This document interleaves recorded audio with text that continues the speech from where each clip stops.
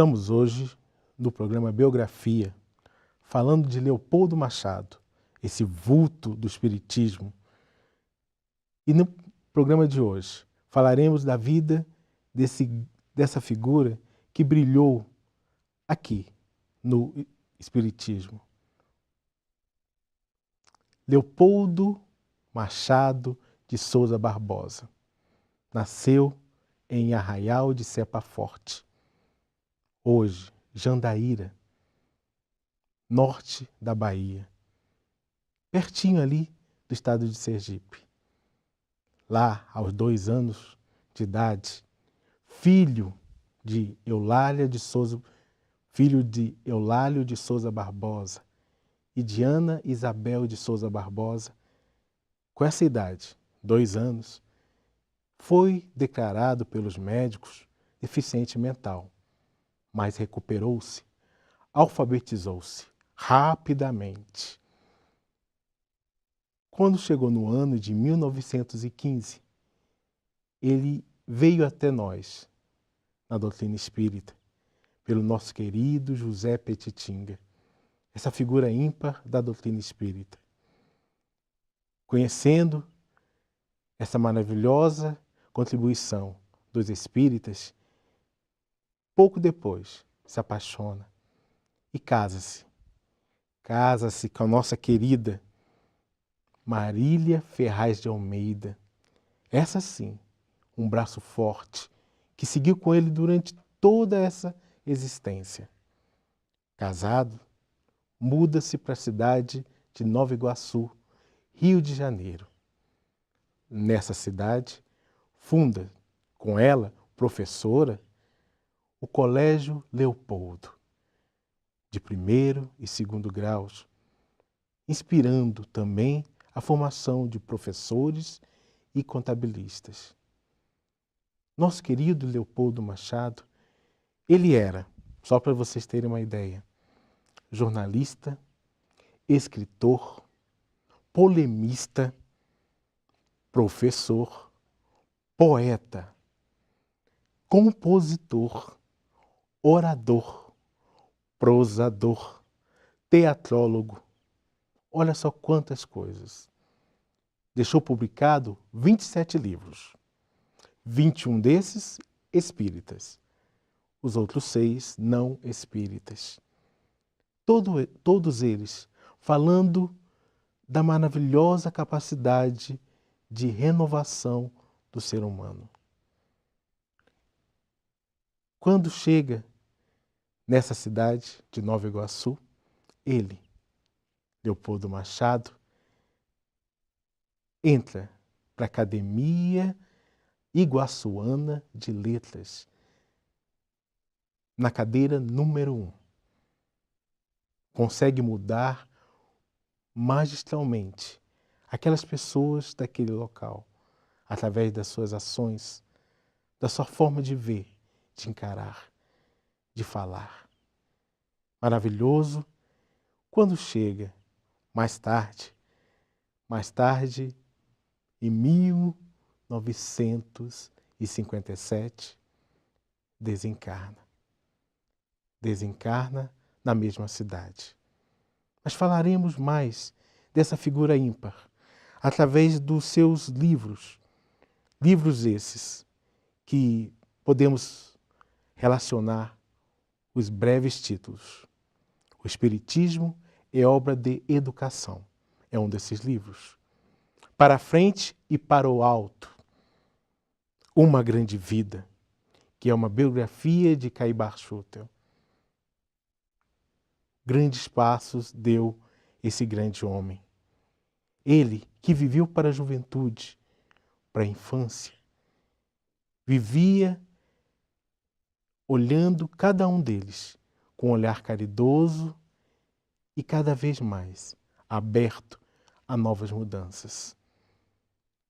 Foi considerado por todas as pessoas que conviveram com ele como o criador da mocidade espírita, sendo que fundou a segunda mocidade espírita do Brasil.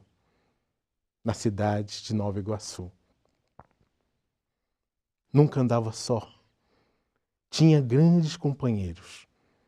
Lins de Vasconcelos trabalhava com ele ardorosamente, ali, naquela cidade. Fundou também o Centro Espírita Fé, Esperança e Caridade, ao lado da esposa. Lá, fundou o Lar de Jesus, onde abrigava jovens órfãos e desamparadas pela sociedade. Foi aquele que definiu melhor o nome lar para esses abrigos que antes eram somente orfanatos. A visão dele era a visão de um pai que andava ali, lado a lado, com as pessoas mais carentes daquela localidade. Leopoldo Machado também tinha a visão que os homens deveriam ser vistos desde crianças como espíritos imortais. Essa visão ele levou profundamente até o final dos seus dias. E até hoje continua contribuindo muito por essa doutrina que ele tanto ama e tanto gosta. A figura da sua esposa também fez com que ele visse a mulher como um símbolo importante. Se dedicava inteiramente à valorização da mulher. Não esse feminismo de hoje, mas um feminismo mais elevado, relembrando os tempos apostólicos, o tempo de Jesus, valorizando esse ser que tem na maternidade o nosso grande berço. Leopoldo Machado, esse homem que tem na caravana da fraternidade um dos seus grandes momentos. Na caravana da fraternidade que percorreu todo o Brasil, unificou, lá desde Bezerra de Menezes, aqueles indivíduos tão necessitados. E agora, vamos para o nosso intervalo.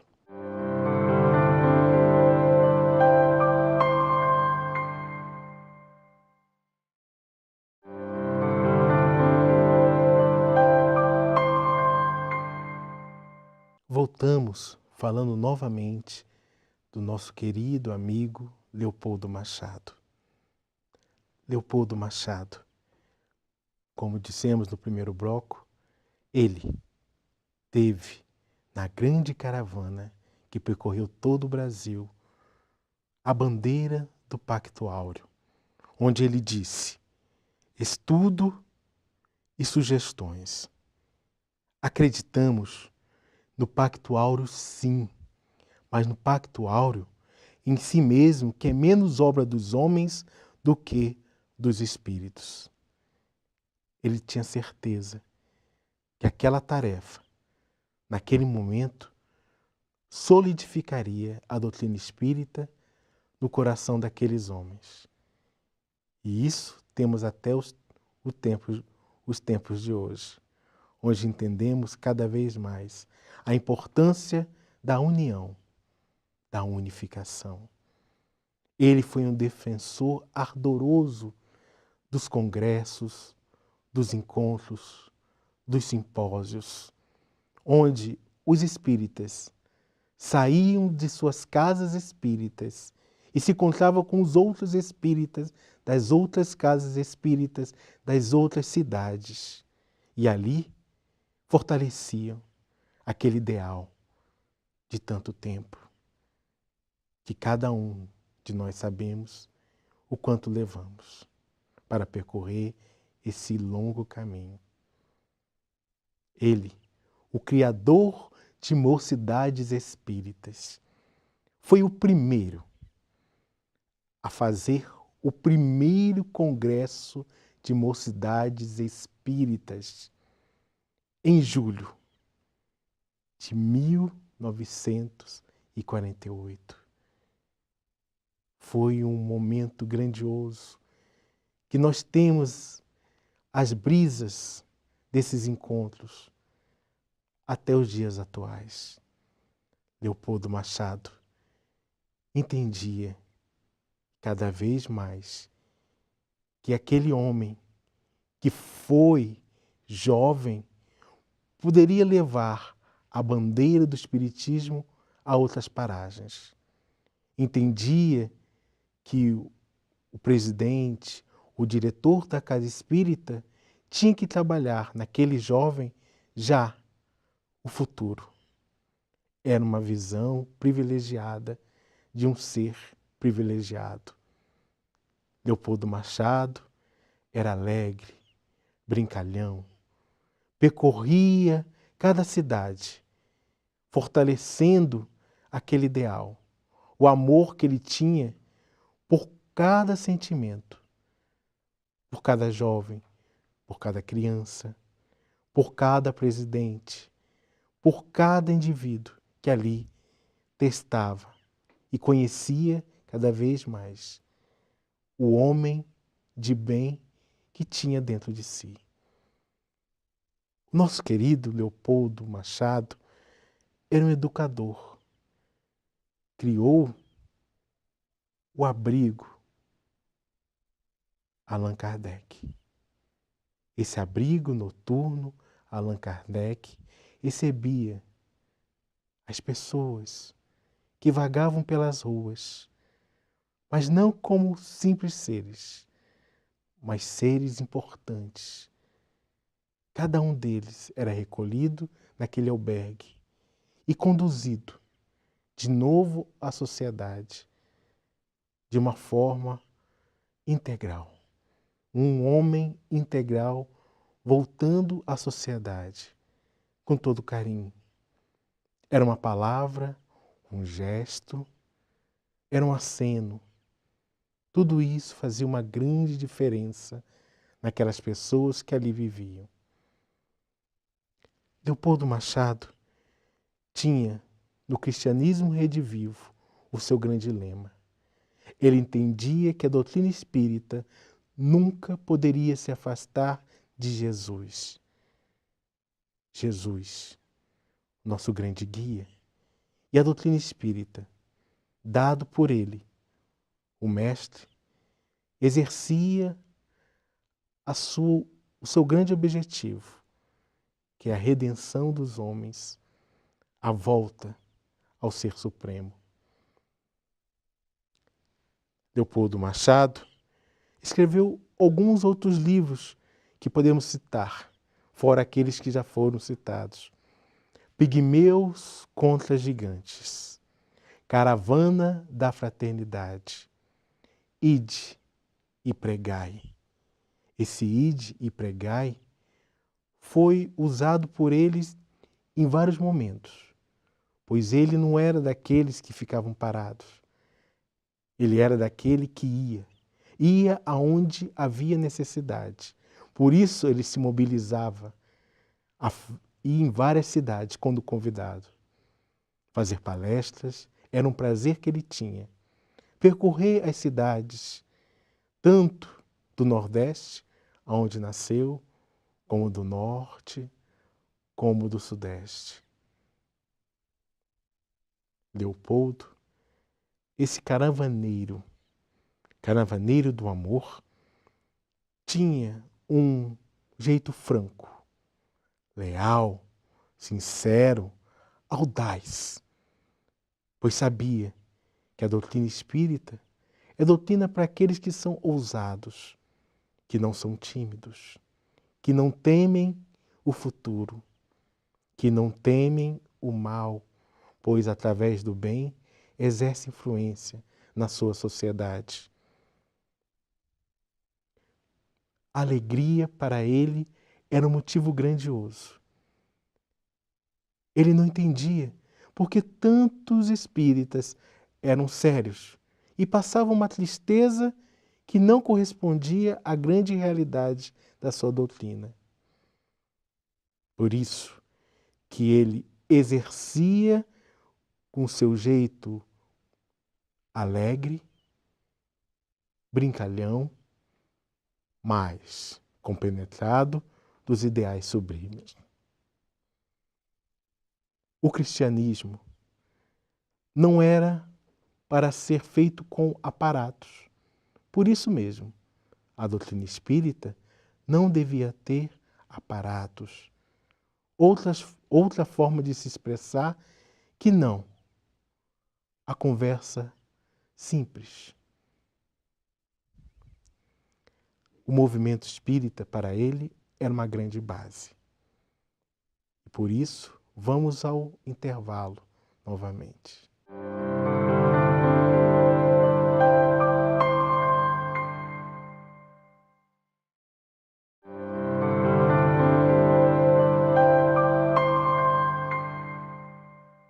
Voltamos do intervalo falando do nosso querido Leopoldo Machado. Leopoldo Machado, essa figura ímpar, e que uma das suas obras é o Decálogo do Espiritismo de Vivos. O que seria isso? Em 10 tópicos, ele coloca o que ele julgava ser importante para os espíritas daquele momento. O primeiro tópico: doutrinação de encarnados pelo estudo da doutrina espírita. Ele entendia que os encarnados tinham que ser doutrinados enquanto encarnados, para não ocorrer que após a desencarnação aparecesse nas reuniões mediúnicas solicitando consolo e apelo, perdendo a oportunidade da sua encarnação. Segundo tópico: a socialização do espiritismo por força de movimentos confraternativos. Ele entendia que os encontros alegres, sinceros, tinham que ser frequentes, os congressos, pois isso fortalecia o movimento e fortalecia o ideal que todo espírita tem dentro de si. Quando conversavam uns com os outros, ele entendia que as mesmas dificuldades que os outros tinham, ele também tinha. E por isso era uma troca importantíssima. O terceiro ponto, ele coloca as jornadas, excursões. O espírita não poderia ficar segregado à sua casa espírita. Tinha que conhecer outras casas, outras tarefas, aprender com elas. Nessa troca, ele melhorava quando voltava para sua casa, pois aprendia mais e ajudava o local que visitava. O seu quarto ponto é a restauração da alegria cristã. Ele entendia que o espírita tem que ser alegre, tem que ser festivo, tem que ser verdadeiro nas suas ações. Olha quanto pontos positivos Leopoldo Machado trazia para nós. O quinto ponto, ele coloca amparar por todos os meios a criança. A evangelização infantil, na visão do nosso querido amigo, é fundamental. Desde o berço, ou melhor, desde o ventre da mãe, essa criança já tem que ser amparada, já tem que conhecer as leis morais e, através dela, fortalecendo através de jogos, brincadeiras, ensinamentos, poder se tornar um jovem de bem. E o sexto, ele pega a juventude, da criança à juventude, atrair a juventude.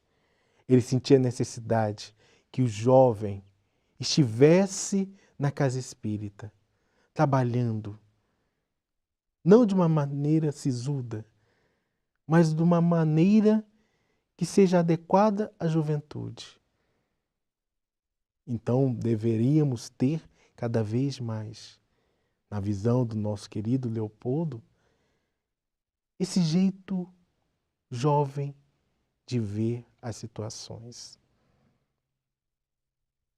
E organizando essas juventudes, ele entrava no próximo ponto, que é a propaganda pela arte. Leopoldo Machado é um amante das artes. Ele entendia que a arte poderia facilitar o entendimento de qualquer conteúdo da doutrina espírita. Os conteúdos mais básicos, os conceitos mais difíceis, através da arte, do teatro, da música. Todos eles poderiam fortalecer. O 8º ponto são as obras de assistência aos necessitados. Ele, como já dissemos, demonstrava no seu dia a dia o olhar carinhoso ao necessitado. Não só assistindo, mas promovendo. O necessitado poderia ser qualquer um de nós no futuro. Ou, quem sabe, não passamos pelas mesmas dificuldades do passado. Então, por que deixar o nosso irmão abandonado, à deriva? Nós que temos uma condição melhor, como dizia o nosso irmão, deveríamos olhar melhor, enxergar melhor. O 9º ponto, libertar o espiritismo do mediunismo. Ele entendia que muitas pessoas vinham ao espiritismo em busca de fenômenos, em busca de grandes demonstrações.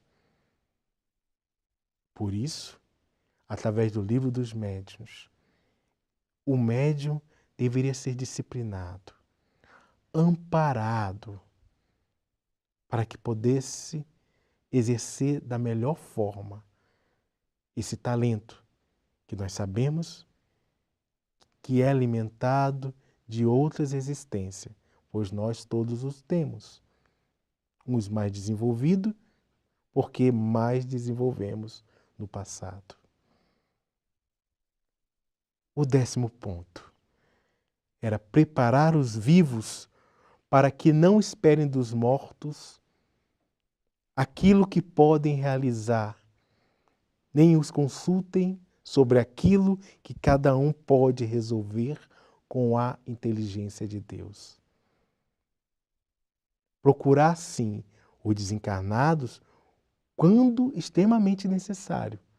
Mas ele entendia que muitos dos conhecimentos que nós precisamos já temos nos livros, no acesso a cada um dos conhecedores, daqueles que mais estudaram, e procurar, cada um de nós, adentrar com profundidade. E o último ponto é o maravilhosa música, Canção da Alegria Cristã, composta por ele, que poderá ficar nos nossos corações para sempre. Agradecemos os nossos irmãos por estarem conosco nesse programa, que possam continuar nos assistindo nos outros programas. Que Deus esteja com todos nós.